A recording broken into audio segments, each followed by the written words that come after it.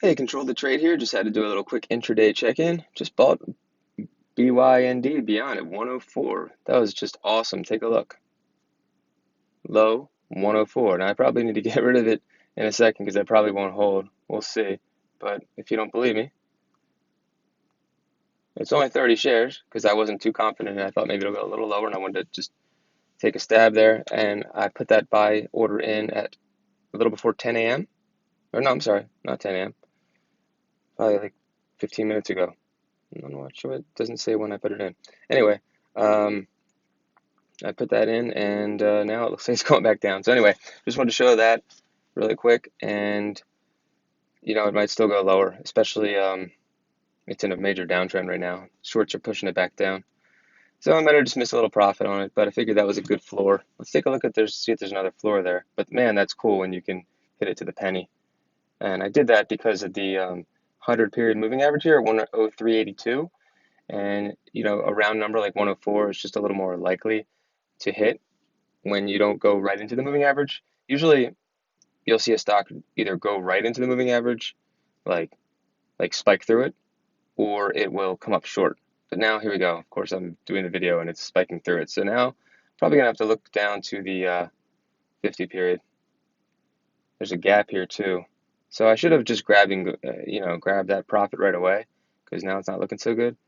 But look, it's still 103.97. So, and you got the 103.82. I knew that going into the trade. That 103.82 was kind of my little cushion there.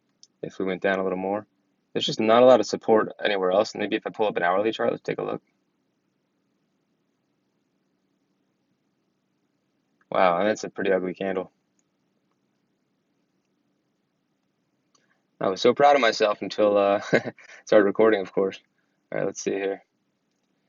You really have to go back far. Okay, there we go.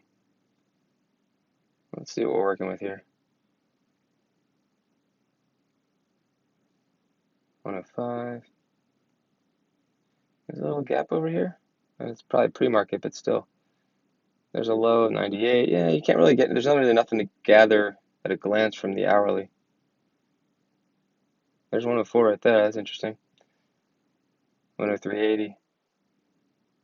Yeah, 103.80, and I would be out of this thing. But let's see, what's this? This looks like a weird campaign. Pretty high. There's really nothing else to look at down here, which is that 100-day moving average. At least right now that I'm looking at. Let's see. Let's just pull up one more chart.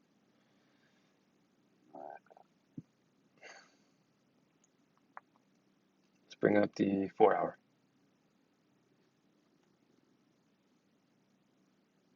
Nope, nothing to read from that. As I'm losing the trade. Oh well. 103.80. That's interesting. Okay. And, oh, there it is. Whoa, look at that. Boom, boom. All right. Good lesson learned here. Even when you lose a trade. See, if I hadn't done this video, probably would have dumped it. I should have had an order in. So there's another lesson there too. But look at this. Wait a minute. As we just found, this is becoming a cool video. We have the 200 period moving average on the 2-hour chart. 103.93. We spiked through it really hard, but look, we're creeping back above it. I don't hate this right now. I don't love it. I think it's kind of a huge spike through my number there, but maybe that's just shaking out the retail guys like myself. The guys that aren't really they're putting some stops in that are pretty close. And then look what happens. So, it just has to go down there. It has a destination. It finds it, and then you start getting some buyers. You're going to hopefully get some short covering soon. But I would say that if we close this candle below, even the 10-minute candle below 103.82, forget about it. Then we're looking towards 100 or less, and I'll take a tiny loss of $30 or something like that. No big deal. But look at this thing bouncing around that number. You can see how important it is. It is moving like crazy. There's probably a lot of volume on this. Let's go to the 10-minute chart. Wow.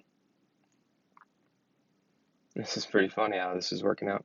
Let's see the volume, 530,000. And we've only been 7 minutes into this 10-minute candle. And it's a pretty big range there, I would say. I guess there's a big range across the board here. It's trying to find a bottom for the day. Let's see if we can find that pivot low for the intraday. 103.80, you know, that's the number, really, because you have that open gap on the hourly, and you have the 100-day moving average on the daily. We need to get back over 104. This is going to start busting. It's a busted trade here. It's just a busted chart, and you're starting to look more like 99 to 100. Yeah.